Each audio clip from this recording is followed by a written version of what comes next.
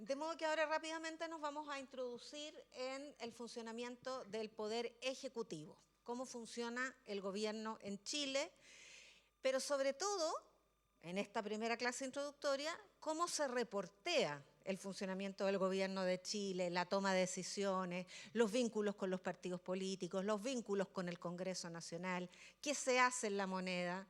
En definitiva, la idea es que después de escuchar a David y que le puedan hacer todas las preguntas que quieran, ustedes tengan la posibilidad de que si llegan a un medio y les dicen hoy día te toca cubrir moneda, ándate para allá, y ahí veis tú lo que así, ustedes se acuerdan de David y se acuerdan de este ramo y digan, ah, ya sé lo que hay que hacer. Así es que bienvenidos al Poder Ejecutivo en su dimensión periodística. David. Sí, buenos días. Yo, como decía la Yasna, salía de acá el 2022, a mediados. Estoy en la tercera trabajando desde el 2023. Antes había estado en otro medio de comunicación, también viendo La Moneda.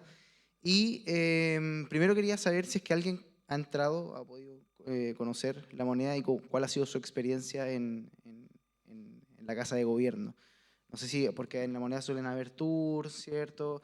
O también hay algunos que han podido quizás entrar para reportear trabajos de la universidad. Yo la primera vez que entré a La Moneda fue el año 2018, estaba el gobierno de Sebastián Piñera, el segundo, y me acuerdo que para un ramo nos mandaron a elegir una pauta de Mediabanco, no sé si seguirán llegando esas pautas.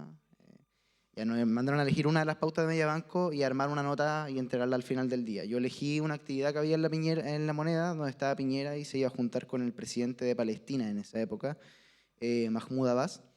Y ahí yo fui vestido con ropa de calle, casi que con short, con un jockey. Y ahí me di cuenta que me enfrenté con una realidad que en esa época al menos era súper como distinta, que yo al menos no conocía en esa época. Entonces, no sé si ustedes han podido entrar a La Moneda alguna vez, y de ser así, si quieren, nos pueden ir contando su experiencia inicial para saber cuáles son sus primeras impresiones. ¿O cuáles fueron sus primeras impresiones? ¿Quién ha ido a La Moneda? Después se pasa en el micrófono, ¿no?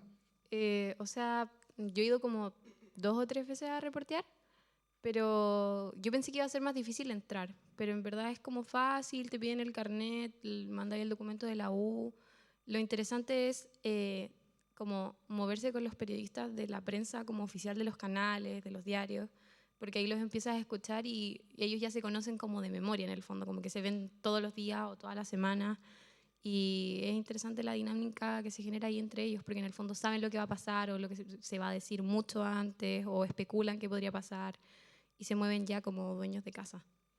Sí, o sea, eh, ¿alguien sabe cómo se llaman los periodistas de La Moneda o cómo se denomina el espacio donde trabajan los periodistas de La Moneda?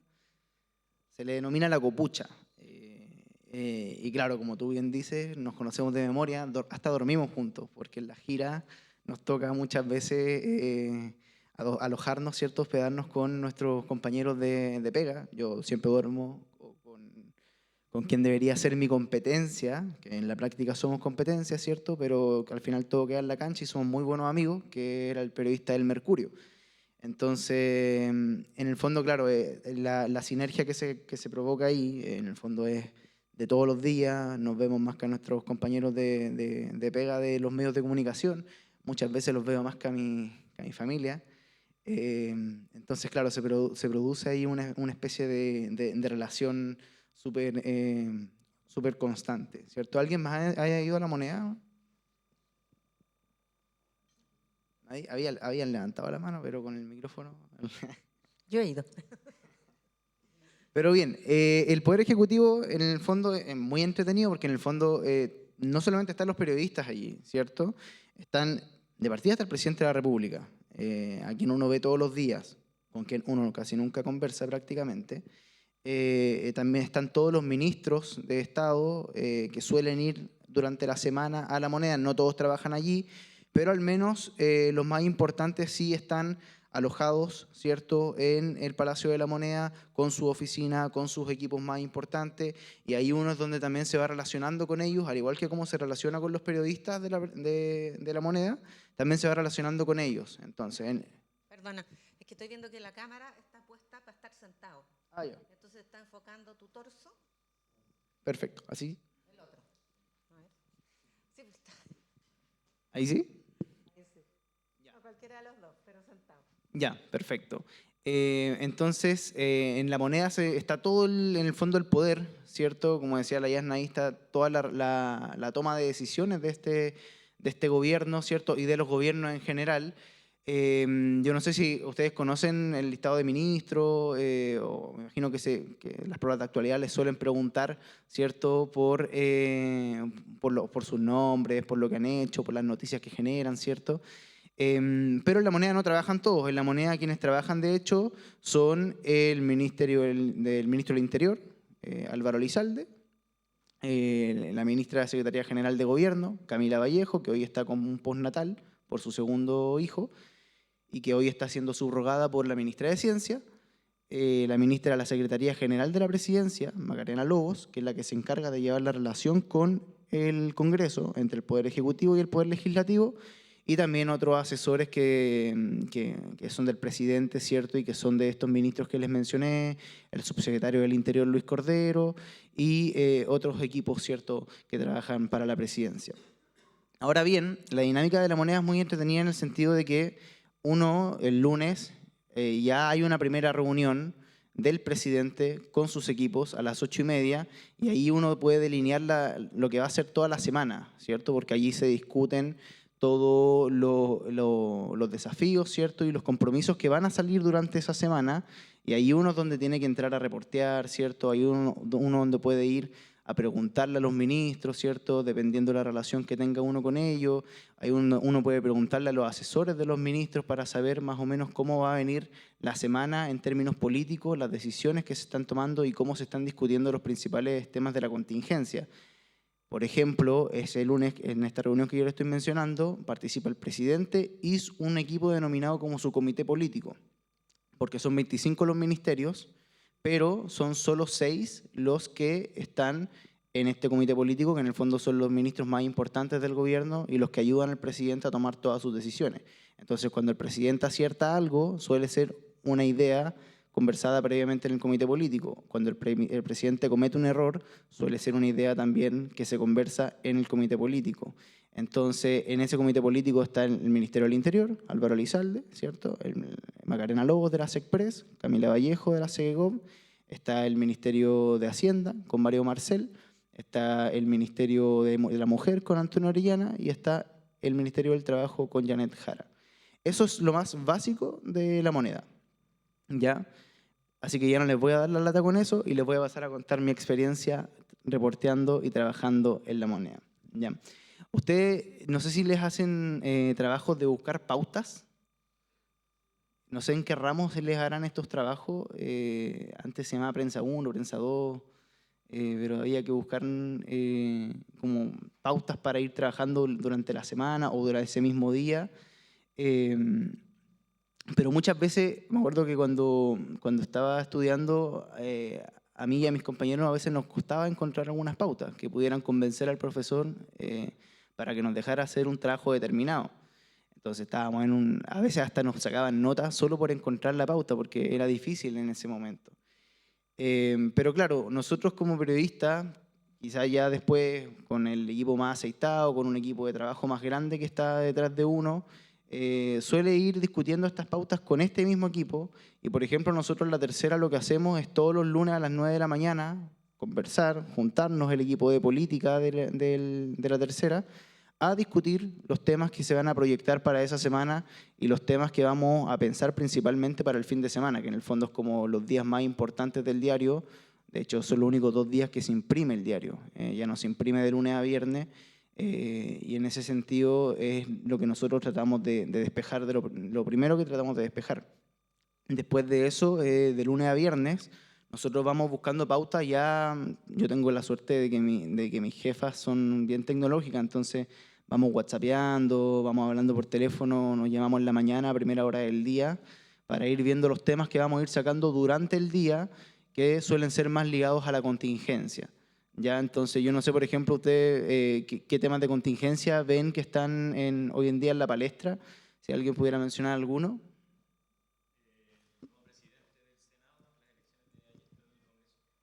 Claro. Por ejemplo, el nuevo presidente del Senado. ¿A alguien se le ocurre alguna pauta que podría surgir desde la moneda con el tema del nuevo presidente del Senado?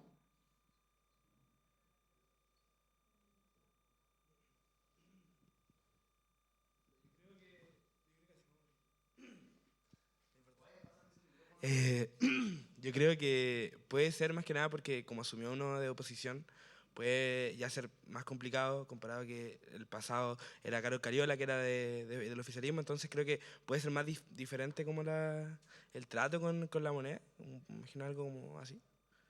Claro, la Carol Cariola en este caso era la presidenta de la Cámara, ¿cierto? Del Senado era el senador José García Ruminot, que también es de derecha, pero claro, el tema que tú mencionas también es una discusión que se da en la moneda, que se dio ayer en la moneda y que se dio durante toda la semana en la moneda. Se los digo porque, por ejemplo, no es lo mismo que gobierne en el Senado o que en la testera del Senado esté alguien que sea afín a los intereses del gobierno que alguien que no sea afín a los intereses del gobierno, ¿cierto? Ahora la disputa en el Senado ayer fue bastante entretenida porque se dio entre dos personas de derecha. Entonces el gobierno tenía que elegir uno de los dos bandos, a cuál le convenía más, cuál se moldeaba más a las expectativas que tiene el propio gobierno del presidente Boric. Porque ganó Manuel José Santón, ¿cierto? Y enfrente estaba Felipe Kast. Entonces ahí el gobierno optó también jugó sus cartas y apoyó a Manuel José Santón, que suele votar más desordenado, ¿cierto? No suele ser un senador de derecha tan ordenado con su sector. Entonces, a veces se desordena, a diferencia de Felipe Kast. Entonces el gobierno ahí tomó sus cartas y ahí perfectamente podría armarse un tema de cuál fue el rol que jugó el gobierno en ese sentido para la elección del presidente de la Cámara, del Senado, perdón. ¿A alguien más se le ocurre algún otro tema de contingencia?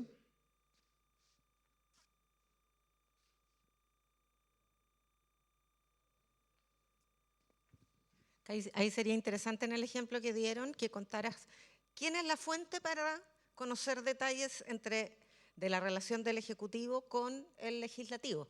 ¿Quién del gobierno es el responsable de articular esa relación tanto en los proyectos de ley como en este tema que es del gobierno o de la gobernabilidad del Senado? Claro, ahí como les mencioné, la ministra que está encargada de llevar la relación, que de hecho pasa más tiempo en el Congreso que en la moneda, la ministra encargada de llevar la relación entre el Poder Legislativo y el Poder Ejecutivo es la de la Secretaría General de la Presidencia, ya que en este caso es Macarena Lobos. Súper bajo perfil ella, de hecho, hasta hace unos días atrás el ministro de la SECPRES era Álvaro Elizalde, hoy día está en el Ministerio del Interior. Él ya es más conocido, ¿cierto? Él ya fue senador, fue presidente del Partido Socialista en el pasado, pero Macarena Lobos es independiente y ella se encarga de llevar la relación entre el Poder Legislativo y el Poder Ejecutivo. Ahora, uno no siempre va a tener la posibilidad de conversar directamente con la ministra. Por lo general eso se da cuando uno va al Congreso, porque ahí uno los tiene todo el día, está caminando para allá, está caminando para acá, está hablando con este diputado, está hablando con este senador, está hablando con esta otra senadora. Entonces, por lo general ahí uno tiene la posibilidad de acercarse, siempre con personalidad, ¿cierto?, a tratar de conversar con ella, ya sea en off the record o en on the record. El off the record es cuando finalmente uno habla con una fuente, pero no puede dar a conocer quién es la fuente de la que saca la información, ¿cierto? El off se usa mucho en el periodismo político y hay que ser muy cuidadosos para poder ocuparlo, porque hay veces que se le da un mal uso al off the record y hay que ver bien, ¿cierto? Velar bien siempre por el buen uso de esto. ¿A alguien se le ocurre, por ejemplo, alguna nota que se haya podido sacar o que se pueda sacar mediante un off?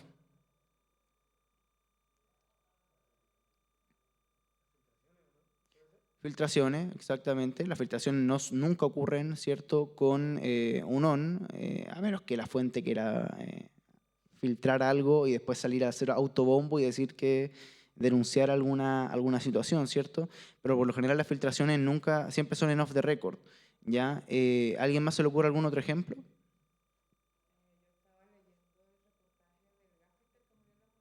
¿Ya?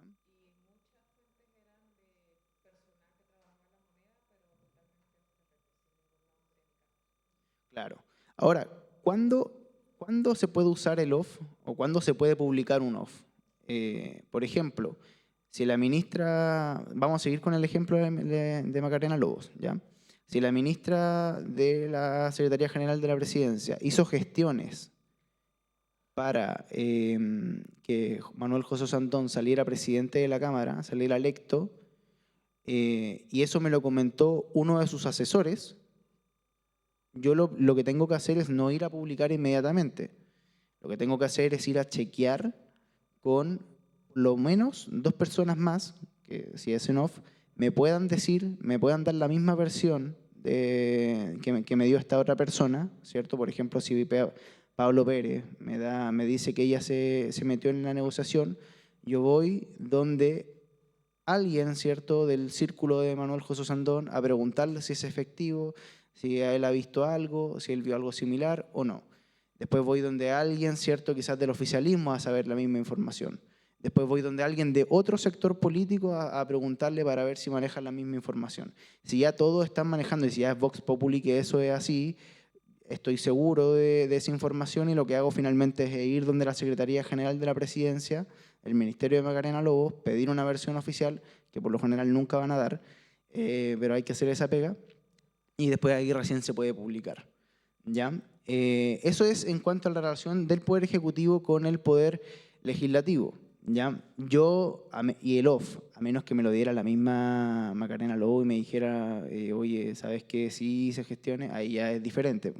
Ahí uno ya puede ir a publicar directamente y sacar la nota, ¿cierto? Entonces nunca hay que usar el off tan a la ligera, no es como que llegue alguien, me diga eso y yo lo publico. No, nunca va a ser así.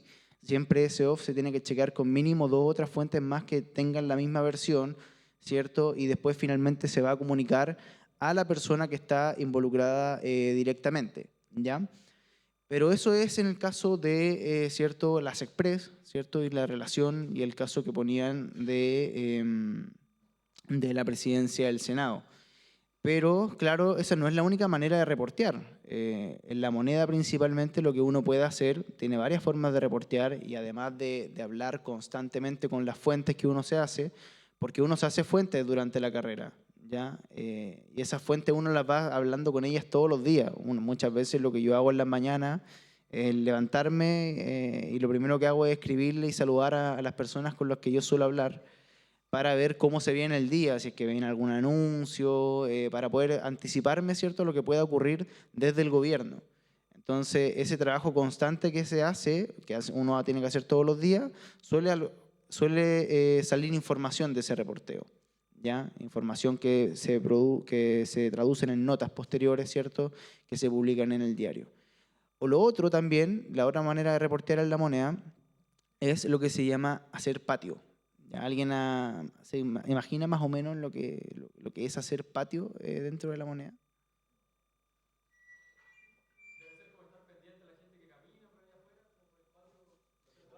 Exactamente. Es tan sencillo como estar parado, ¿cierto?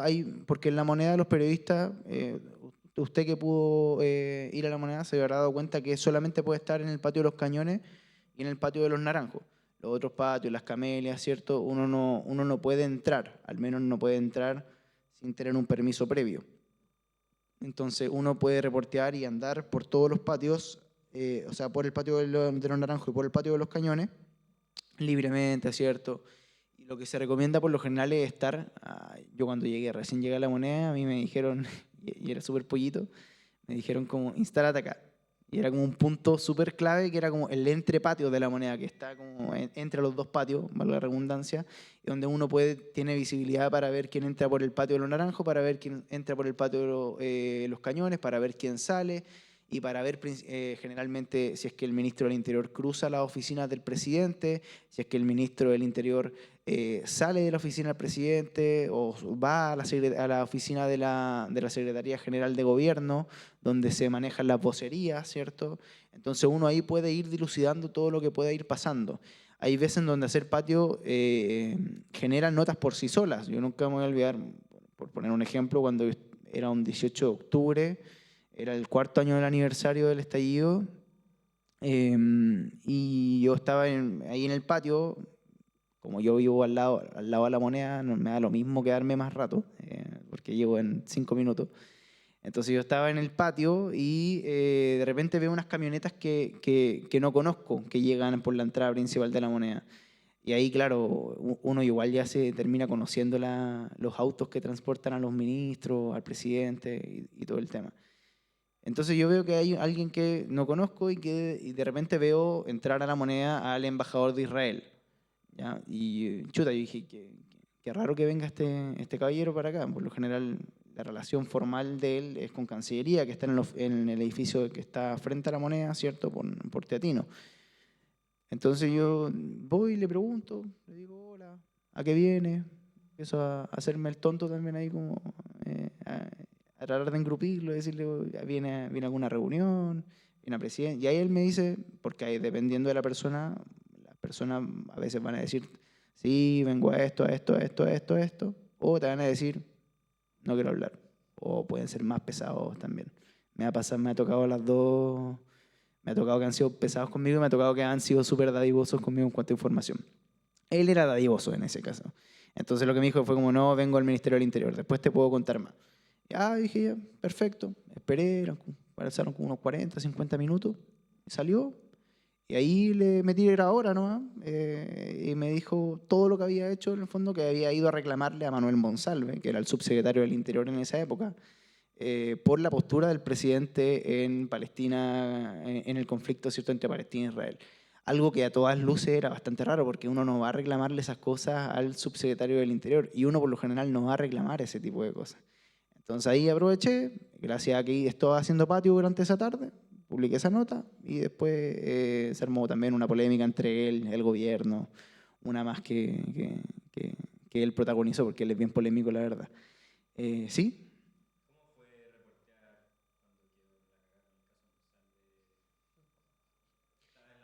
Es muy entretenido las crisis en la Moneda. Son muy, muy entretenidas. Por lo general ahí uno se va a las 10 de la noche, uno empieza la jornada laboral como a las 9. Yo empecé a trabajar desde mediados del 2022.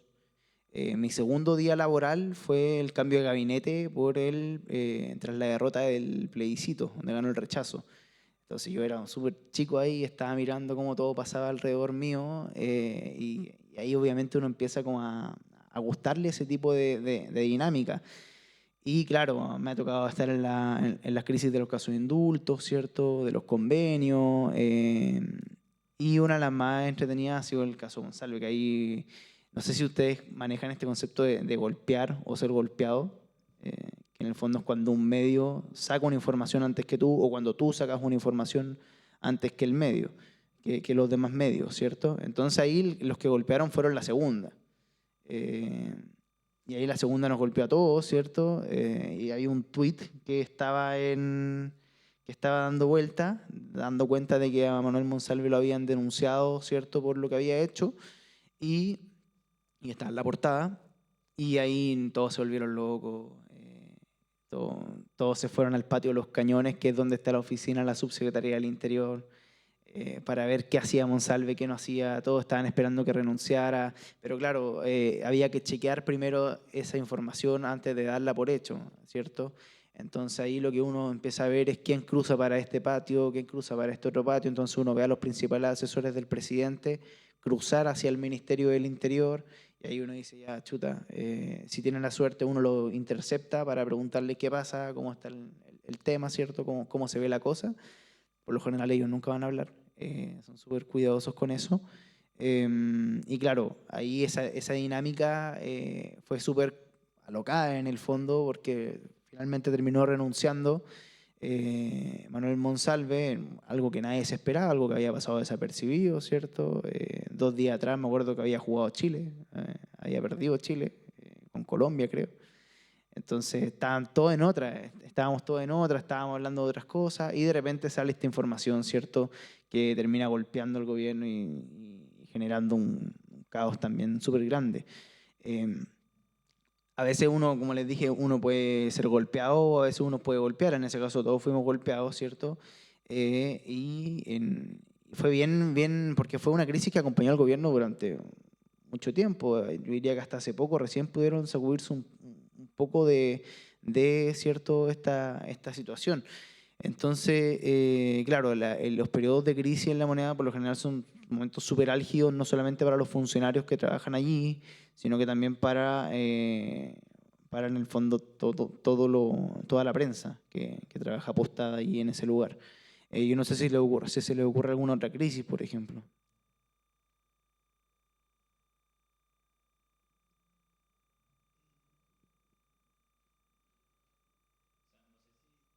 Aquí al micrófono porque si no, no va a aparecer en el video. ¿Quién quiere hablar? Yo quería decir el apagón, por ejemplo. El apagón fue muy entretenido dentro de todo, porque fue como... yo veía gente que creía que no era de a pie, no era normal. Era como súper arriba, salir así como preocupado a preguntarse qué había pasado. Ese apagón me acuerdo que yo estaba trabajando y se cortó la luz, ¿cierto? Y todos salimos al patio. Nadie sabía qué estaba ocurriendo, nadie sabía cuál era la magnitud. De hecho, los primeros que supieron obviamente eran en el Ministerio del Interior y el presidente, ¿cierto? Que se comunicaron entre ellos tras haber hablado con carabineros, que son los que suelen tener como todo ese mapeo a nivel nacional también. Y claro, el apagón igual fue algo que nos tenía... Vela, a mí ni siquiera, yo no tenía señal de partida. Entonces yo no tenía cómo comunicarme con mi jefa porque se me había ido la señal. La señal en la moneda suele ser muy mala, por si acaso. Suele hacer mucho frío también en invierno y también mucho calor en verano. Y en este caso, claro, lo que hicimos en el apagón fue finalmente terminar reporteando la antigua, ¿cierto? Y ver, porque se forman grupos que abordan este tipo de catástrofes, que son los famosos COGRID nacionales, que son reuniones donde van las principales autoridades incumbentes de la crisis, ¿cierto? No sé, pues Ministerio de Salud, Ministerio de Transporte, Ministerio de Seguridad, perdón, Ministerio del Interior, Subsecretario del Interior, todas esas autoridades se congregan para ver cómo se analizan cómo se llevan a cabo ese tipo de determinaciones. Y ahí uno ve, por ejemplo, que el presidente, o que hay movimiento de los escoltas del presidente. Entonces, cuando uno ve que hay movimiento de los escoltas del presidente, dice ya, el presidente se va a ir, o el presidente va a salir de la moneda. Entonces uno está atento y se pone a mirar, ¿cierto? Y de repente uno empieza a escuchar un helicóptero que viene. Y uno empieza a escuchar el helicóptero y dice, ya, algo va a pasar. O el presidente va a salir en helicóptero y va a ir quizá a qué lugar. Entonces uno empieza a preguntar con los asesores de la presidencia, con las personas que están en la moneda involucradas viendo el caso, y ahí nos dimos cuenta que el presidente iba a ir efectivamente en helicóptero a sobrevolar Santiago para ver el tema del apagón, ¿cierto? Y del tráfico que se produjo en esa ocasión. Entonces, todos esos movimientos uno termina viéndolos, ¿cierto? Haciendo patio, como les mencionaba, y preguntando también con las personas que están, ¿cierto? Con las que uno se relaciona diariamente. ¿Ya? Lo mismo con la definición de si iban a decretar o no estado de excepción, que también no es una medida fácil de aplicar. Entonces, tiene toda una discusión detrás que uno por lo general va a apostar por conseguir esa trastienda. Entonces nosotros lo que hacemos como diario político por lo general siempre es apostar por esa trastienda, ver qué se conversó en qué instancia, ver dónde se determinó, ¿cierto?, la decisión de decretar estado de excepción, quiénes participaron de esa decisión, fue difícil o no convencer al presidente, o quizá el presidente fue el mismo que propuso la idea. Todo ese tipo de cosas de trastienda uno las va contando por lo general a través del reporteo que surge durante la toma de decisiones y principalmente también posterior a la toma de definiciones. ¿Ya? Yo no sé si alguien más se acuerda de alguna otra crisis, por ejemplo.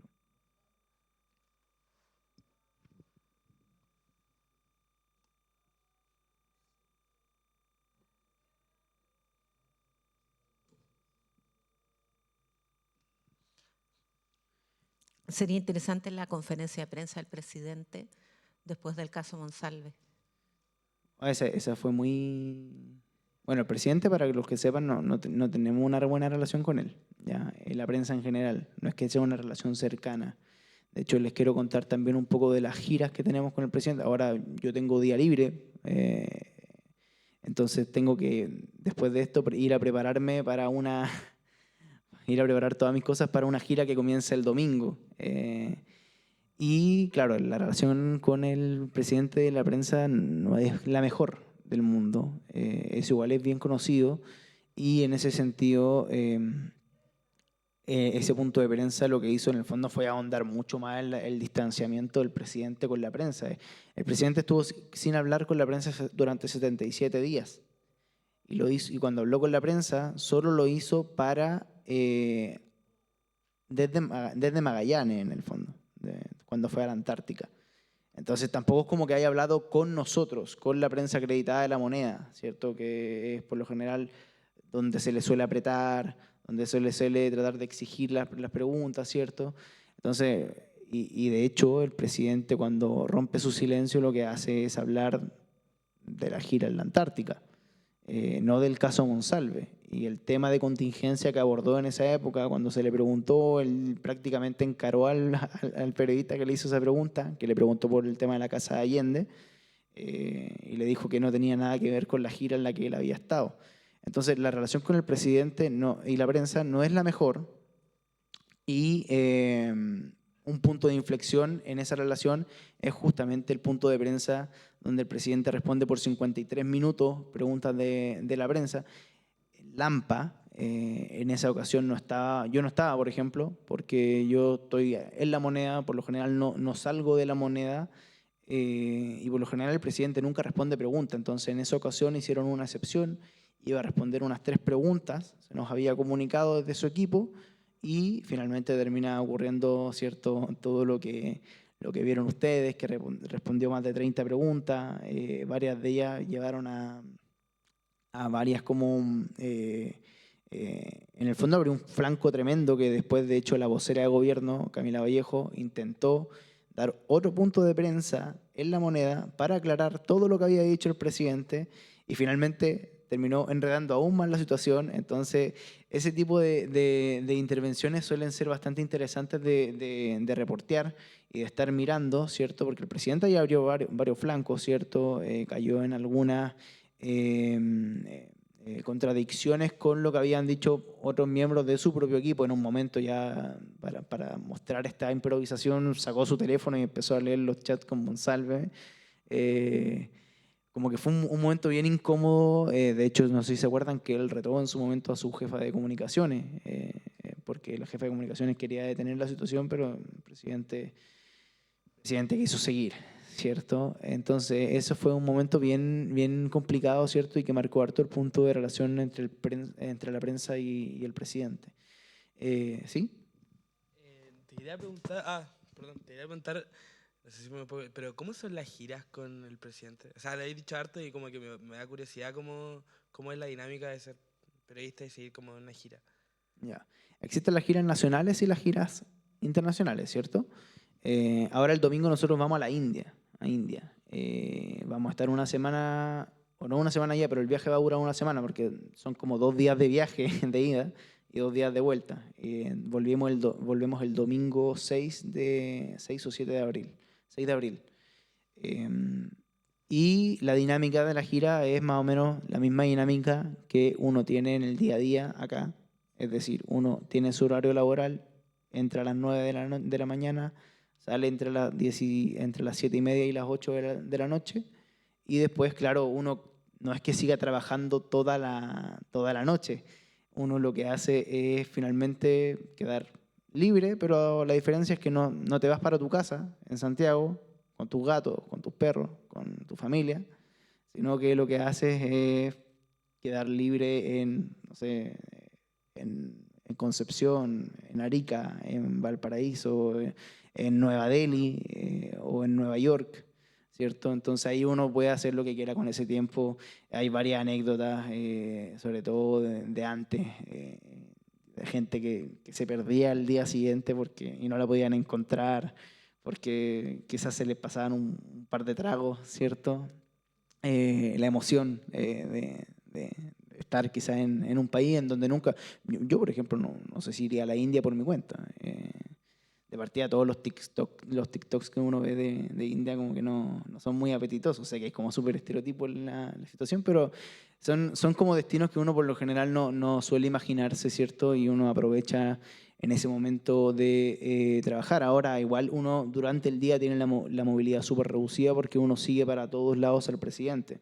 Entonces por lo general el día a día uno se la pasa dentro de una van que te transporta entre un punto A, un punto B, y que es incómodo dentro de todo porque en esa van tú tienes que ir reporteando por teléfono, y tú tienes que ir trabajando y escribiendo tus notas en un computador que por lo general nunca va a tener señal, sobre todo en las giras nacionales que son como sectores rurales. Me acuerdo cuando el presidente, no sé, le pegó un palo a Milei, porque Milei había tuiteado, había compartido un tweet en el fondo contra Boric, y el presidente hizo ese emplazamiento desde una granja en Chillán, desde la granja Los Wilches. Nunca me voy a olvidar su nombre porque fue imposible despachar todo ese material porque no había señal.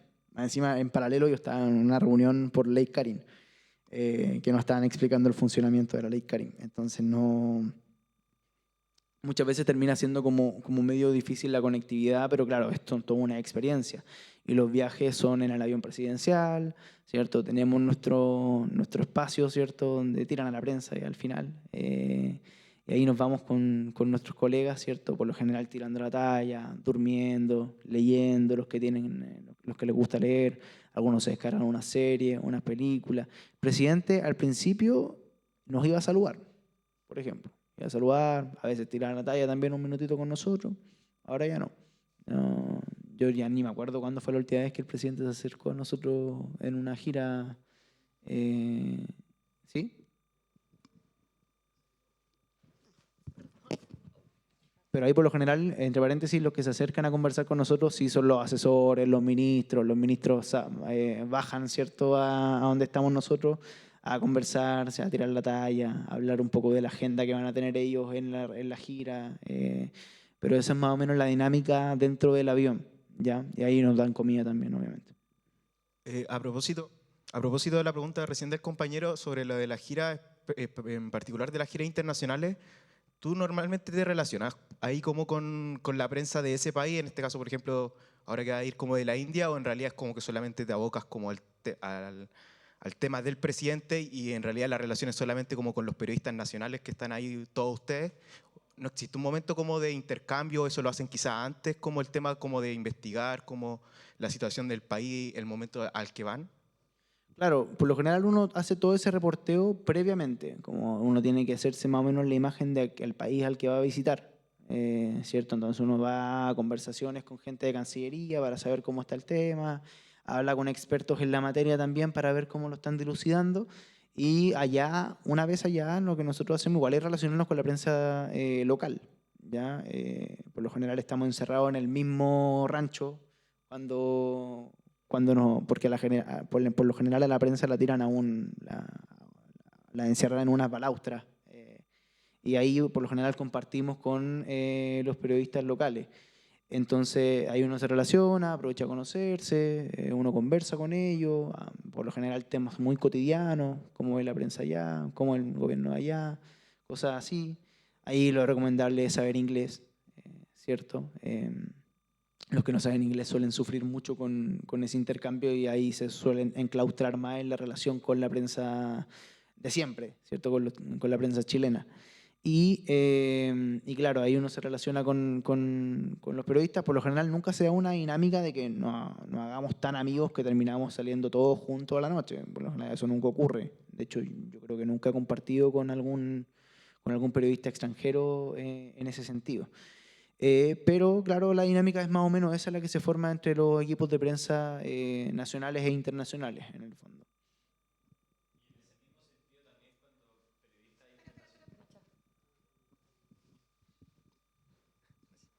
En ese mismo sentido, cuando prensa internacional viaja acá a Chile, ¿cómo lo has sentido tú? ¿Sientes que los periodistas chilenos son más hospitalarios en ese sentido? ¿Se ha formado alguna relación como buena con periodistas internacionales? No sé, cuando viene algún presidente del extranjero acá, ¿viene con prensa o generalmente no?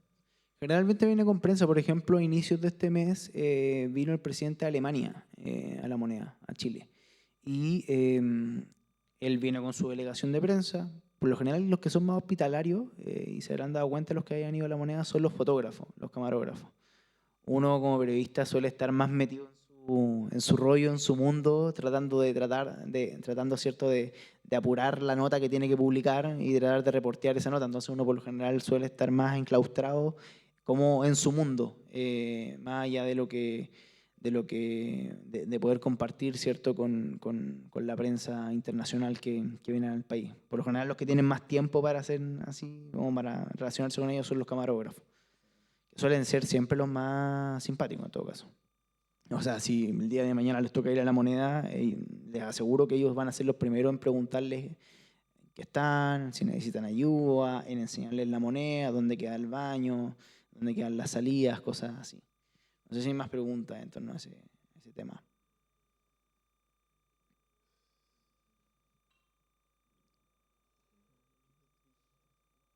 ¿Sí?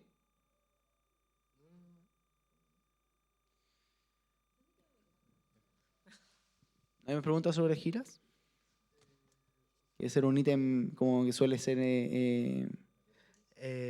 No sé si podéis contar alguna experiencia tuya como en algún país medio raro o algo así.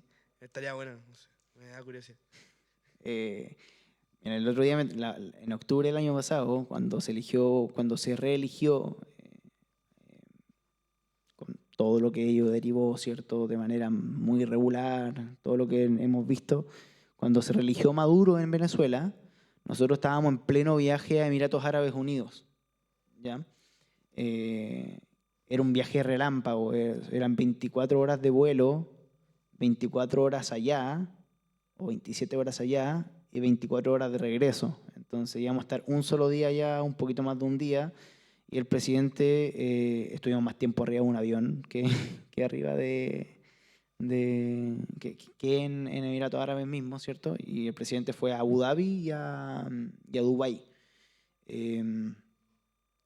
Hay una anécdota muy, muy entretenida de uno de mis colegas que estaba haciendo un despacho y es muy complicado porque allá no son muy como mano dura con el tema de grabar. Entonces él estaba haciendo un despacho y no sabía que atrás había como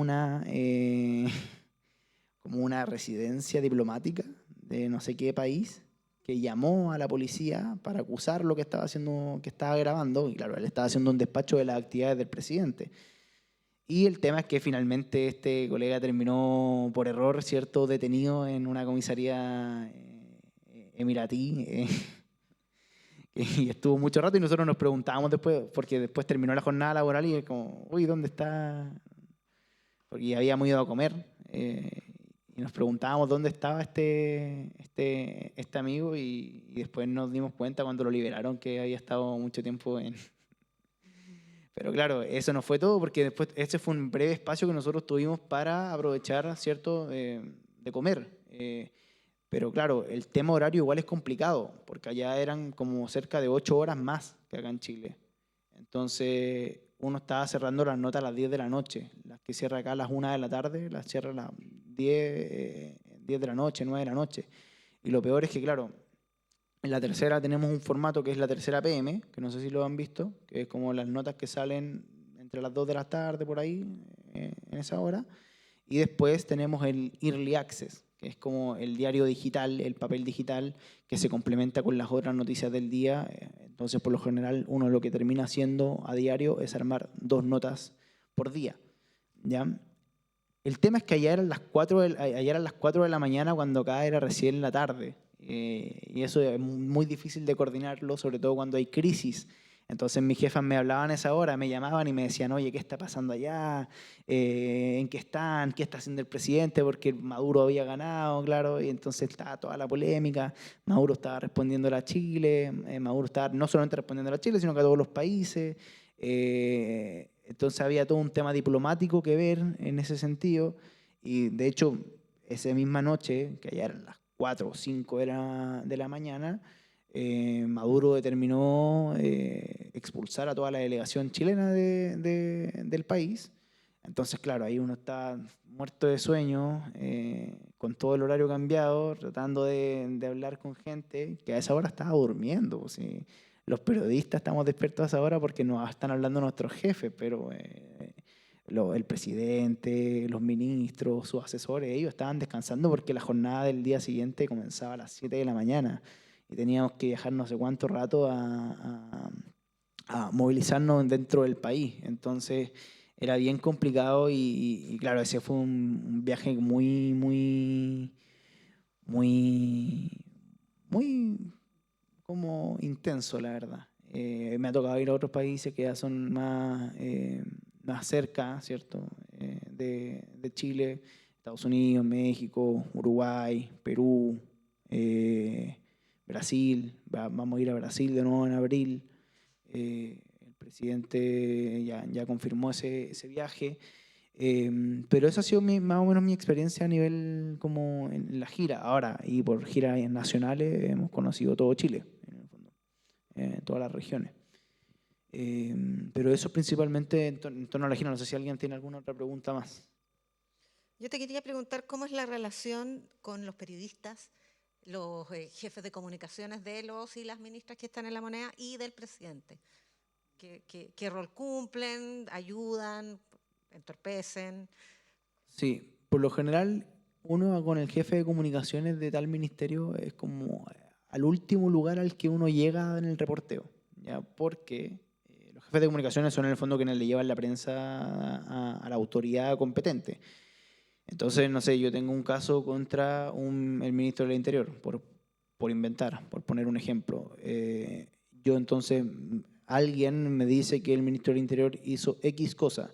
Entonces yo reporteo esa X cosa con más personas y cuando ya la tengo más o menos firme de que es efectivamente que el ministro del Interior hizo X cosa, voy donde el ministro, su jefa de comunicaciones, y le planteo a ella, ¿cierto?, que vamos a publicar esto, que nos dijeron esto, que nos gustaría pedir una versión formal de lo que íbamos a publicar. Entonces ellos tienen la posibilidad de responder, decir efectivo, es así, cosas, bla, bla, bla, o simplemente decir que no van a participar, que es lo que suele ocurrir en las notas, que se restan de participar en el fondo, como medida también para no inflar la noticia desde el punto de vista de ellos. Ahora, después a ese ministro se le va a preguntar en un punto de prensa por esa X cosa y ahí él sí va a responder.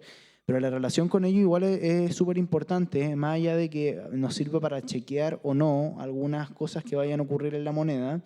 Lo que ellos funcionan también porque tenemos una relación a diario con ellos. Hablamos todos los días con ellos, nos vemos todos los días con ellos, nos saludamos. Muchas veces son colegas con los que trabajamos.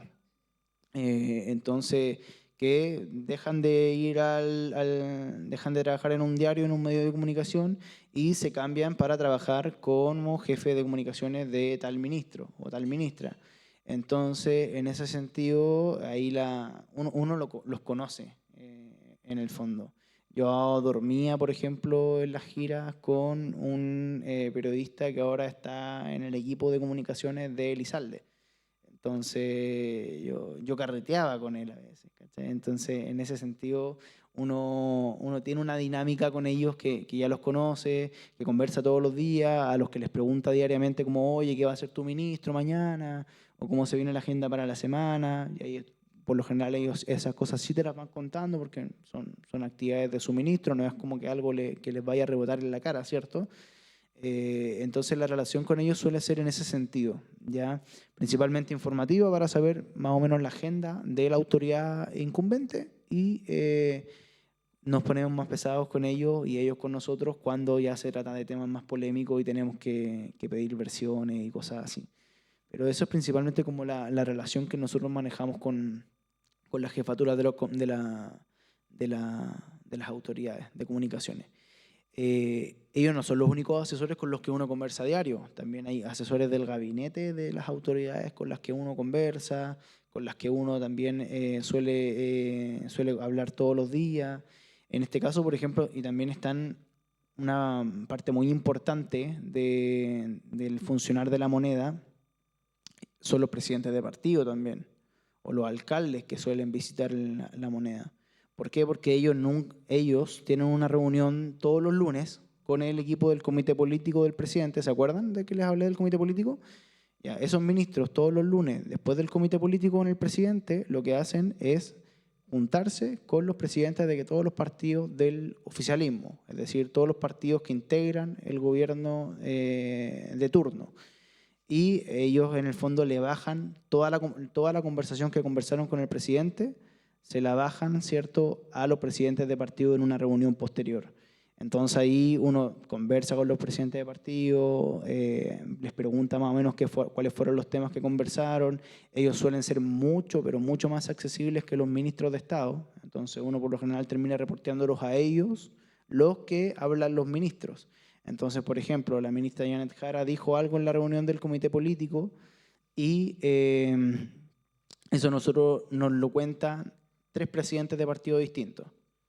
Entonces nosotros ya tenemos firme ese relato y lo que hacemos finalmente es ir al Ministerio del Trabajo a decir que vamos a publicar algo que planteó la ministra Jara, ¿cierto?, en esa reunión. Entonces toda esa dinámica igual uno tiene que estar atento porque en el fondo todo eso son insumos que uno lo pueden servir para el reporteo diario. Hablar con asesores, hablar con presidentes de partido, hablar con autoridades de gobierno también, dependiendo de la relación que uno vaya construyendo con ella. Uno puede llegar a whatsappear con ministros, ¿cierto? Uno puede llegar a whatsappear con gente que suele estar como en la primera línea de la política nacional. Entonces, en ese sentido, lo que uno hace es esa pega, ¿cierto?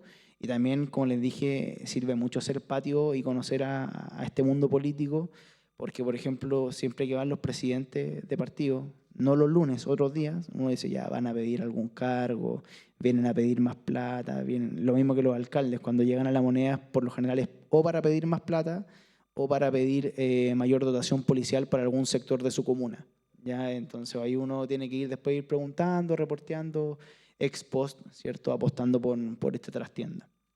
Ese es un tema importante, el de hacer patio, entre comillas, porque no sacas nada con estar parado en el patio viendo como transeúntes que pasan si no los conoces, ¿verdad? Entonces es bien importante conocer las caras, los aspectos, los nombres de las distintas autoridades públicas, no solo del gobierno, porque si están ahí puede estarse produciendo una noticia y si no los conocen, o sea, si pasa la Dorothy Pérez, que es la Contralora General de la República, por la Moneda, a ti te llamaría la atención, ¿verdad? Por ejemplo, nosotros, bueno, les hablé cuando nos golpearon, ¿cierto? Ahora voy a hablar cuando nosotros pudimos golpear con una noticia. No sé, por poner un ejemplo, nosotros en La Tercera siempre apostamos por tener como el dato antes de la gente que va a renunciar. Entonces, cuando renuncia un ministro, lo que nosotros siempre apostamos es a tener esa renuncia antes de que sea comunicada formalmente. Ahora, por ejemplo, a inicios de este año, cuando la ministra de Bienes Nacionales, que es el ministerio que estaba encargado de la compra de la casa de Salvador Allende, que finalmente no se produjo, ¿cierto?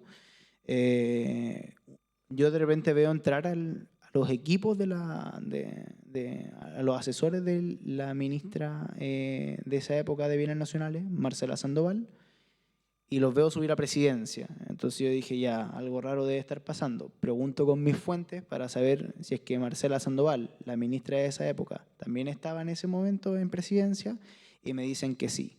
Entonces ahí yo ya levanto las alertas a mi equipo, ¿cierto? Porque por lo general esto no es una pega que uno haga de lobo solitario, por si acaso. Ya uno igual tiene un equipo detrás que te va a respaldar en todo, que te va a apoyar en todo, que también tiene sus fuentes, que son por lo general editoras que tienen una amplia trayectoria, mucho más larga que la mía, ¿cierto?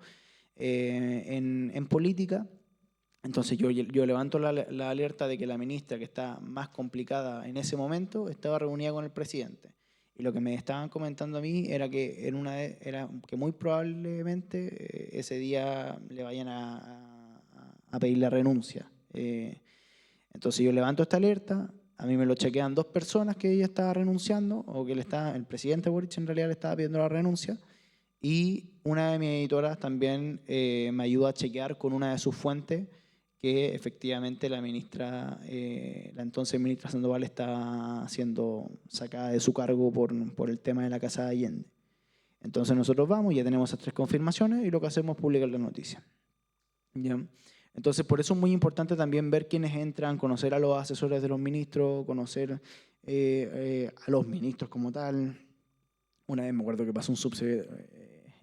Hay veces que uno se queda dormido en ese sentido. Yo nunca me voy a olvidar que hace poco, cuando renunció la ministra de Defensa, Maya Fernández, yo veo llegar con un amigo, estábamos tirando la talla en el patio y vemos llegar a Adriana del Piano, que terminó siendo la ministra que sucedió a Maya Fernández en el Ministerio de Defensa. Y nosotros la debemos entrar, la debemos subir a presidencia y tiramos la talla. Dijimos como, Adriana del Piano. La miramos a huevo prácticamente. Dijimos como, y fue un graso error claramente, porque finalmente terminó, si nos hubiéramos activado y hubiéramos comenzado a preguntar, probablemente hubiéramos sabido que ella iba a ser nombrada la nueva ministra de Defensa. Pero en esa ocasión nos equivocamos y lo dejamos pasar y se nos pasó, ¿no? Y de hecho nos reíamos de la situación. Pero por eso es muy importante también estar atento siempre en el fondo y no dejar pasar estas señales que uno pueda ir viendo en el patio. Entonces, eso es como la forma para reportear y para poder sacar notas diariamente también, que sirve como insumo, junto también con las pautas que uno converse con la gente del diario, ¿cierto? Junto con las conversaciones que uno tiene todos los días con las fuentes que uno tiene dentro de La Moneda. ¿Ya? Pero es eso principalmente. No sé si hay preguntas sobre cómo se reportea en La Moneda. ¿No? Perfecto. Bueno, no, es importante entonces, como hemos visto, conocer quiénes son las autoridades formales, quiénes son sus asesores, porque normalmente las autoridades formales dan información oficial y no entregan antecedentes o datos que como reporteros necesitamos a veces, que no nos van a dar ellos, pero a lo mejor sus asesores sí.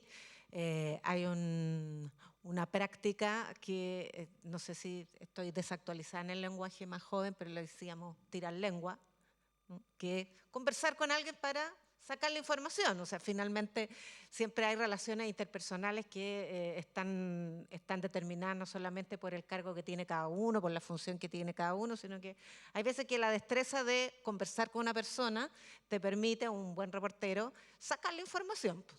Claro, y ahí son bien conocidos los cafés. No sé si alguien alguna vez ha tenido la oportunidad de tomarse un café, que es como una denominación. Te podéis tomar cualquier cosa, no es necesario que sea un café, ¿cierto? Pero es una reunión que uno tiene en un lugar determinado con una de tus fuentes o con alguna persona que quiera conversar contigo para alguna nota en particular, ¿ya? Entonces, yo estoy en La Moneda, ¿cierto? Pero también estamos en época de campaña presidencial.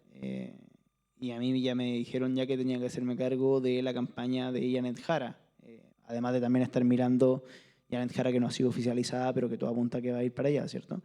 Y también de estar con una pata en la campaña de Carolina Toa, principalmente porque como yo trabajo en La Moneda, me tocó muchas veces conocerlas, conocer su equipo, entonces ya hay una relación ahí de confianza que tengo con esos dos entornos.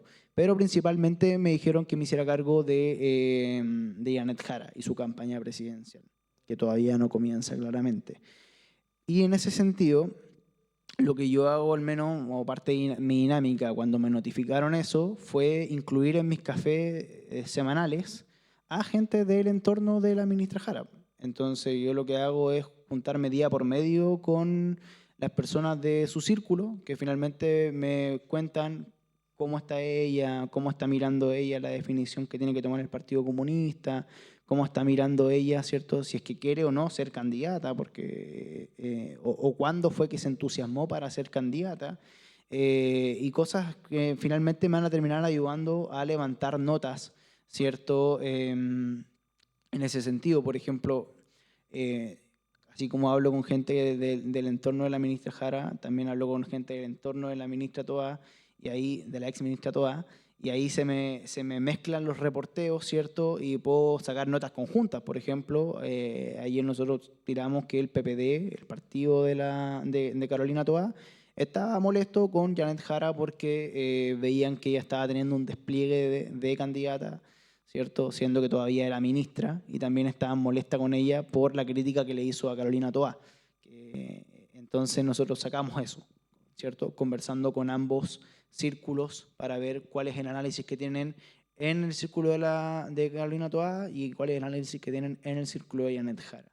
Pero eso es principalmente, y va a ser mi primera campaña presidencial, así que igual estoy como súper emocionado con eso, porque suele ser súper entretenido, entretenido y desgastante en verdad, porque ahí me ha tocado cubrir algunas campañas, la campaña del En Contra, por ejemplo, o las campañas municipales, donde ahí uno no está en la moneda, ¿cierto? Porque en esa época a mí me tocaba cubrir a los partidos, entonces yo lo que hacía era cubrir todas las negociaciones, quién se peleó con quién le pegó a la mesa para reclamar algo, quién insultó a tal persona, quién vetó quizás algún nombre para postularse a algún cargo de elección popular, algún alcalde, por ejemplo. Entonces, ahora se viene un periodo bien entretenido y también lo aprovecho de invitar a que se unan a ese proceso porque yo entiendo que acá en Vergara 240 siempre hay como cobertura, ¿cierto?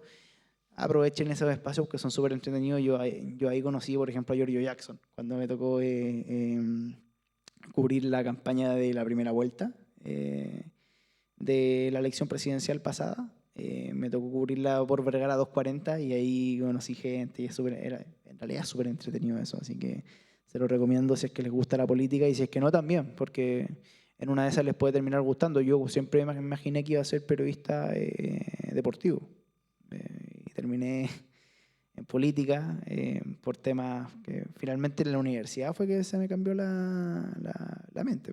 Ahí conocí a algunos profes que me ayudaron también a orientarme mucho más. Pero es eso principalmente, así que los insto a participar, aprovechen los procesos que se vienen este año, porque van a ser muy entretenidos, son elecciones parlamentarias y presidenciales, también hay una primaria que está a puertas de inscribirse, así que todo eso ahí, capaz que nos terminemos encontrando también. Yo antes hacía ayudantía acá en la UDP y la dejé de hacer cuando llegué a La Moneda porque los tiempos no daban. Hoy en día, ahora en el verano, que suelen hacer las prácticas, me encontré con varios de la gente a las que le hice ayudantía y que estaban en medios de comunicación y eso igual es súper bacán. Así que aprovechen cada espacio que tengan y denle con todo, ¿no? Eso. Déjame hacerte una pregunta sobre lo que acabas de reflexionar, porque es bien interesante.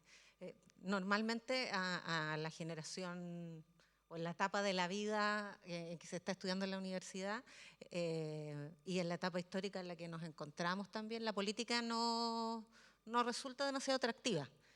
Tú dices que quisiste ser periodista deportivo. Entonces, ¿qué mensaje le darías a los estudiantes y las estudiantes que están acá respecto de la relevancia de reportear en La Moneda? ¿Qué sensación tienes tú profesionalmente respecto de entregar información que tú estás viendo pasar, que tú estás descubriendo, que tú estás reporteando y el impacto que puede llegar a tener?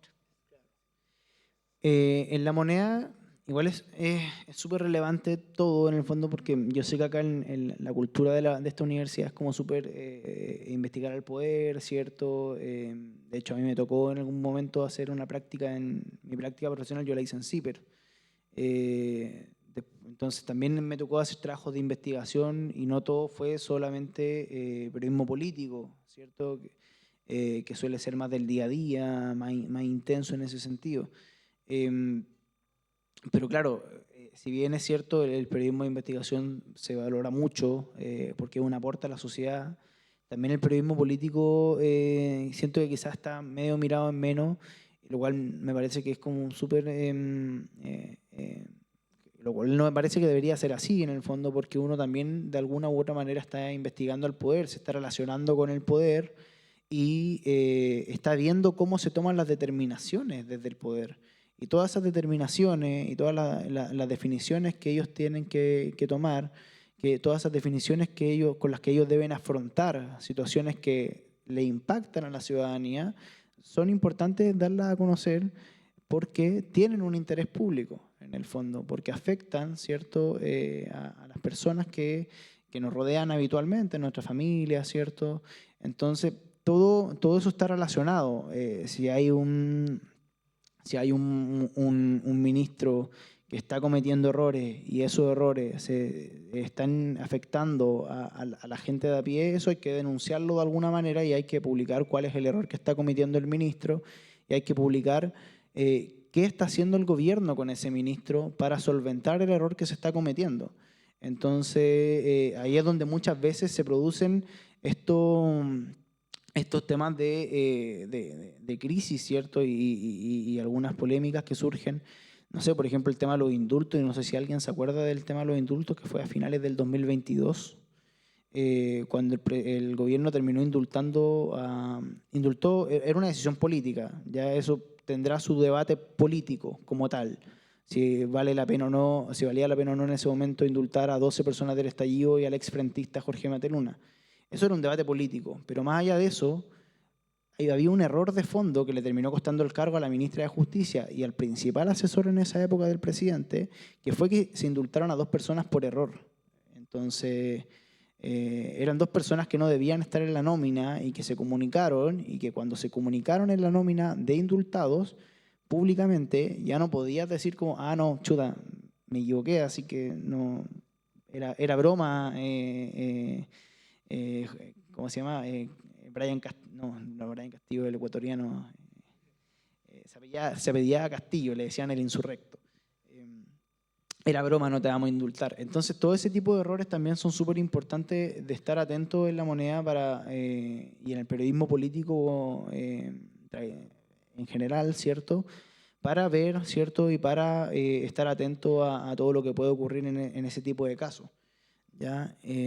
Así como les mencioné el caso indulto, así como les mencioné otras crisis que se han producido, existen montones de otros ejemplos que les podría mencionar. No sé si a ustedes se les ocurre alguno más. No podemos pensar más porque se nos acaba el tiempo. Ya. Nos están echando de la sala. Pero seguimos conversando arriba. Bueno, también se tiene que ir. Tengo que ir a hacer cosas. Pero yo le transmito preguntas si seguimos teniendo y yo no se las puedo ayudar a resolver. ¿A alguien le gusta el periodismo político o no le? Los animo es súper entretenido, así que en la práctica, sobre todo, aprovechen esos espacios para ahondar en esos lugares. Muchas gracias, David. Se pasó. Un millón de gracias, David. Gracias, chiquillos. Nos vemos en la sala 510 el próximo bloque. Gracias, David, te pasaste. Fue súper entretenido y bien esclarecedor. Así que, y el video circula con los otros cursos. No, va a salir. Perdón por cortarlo.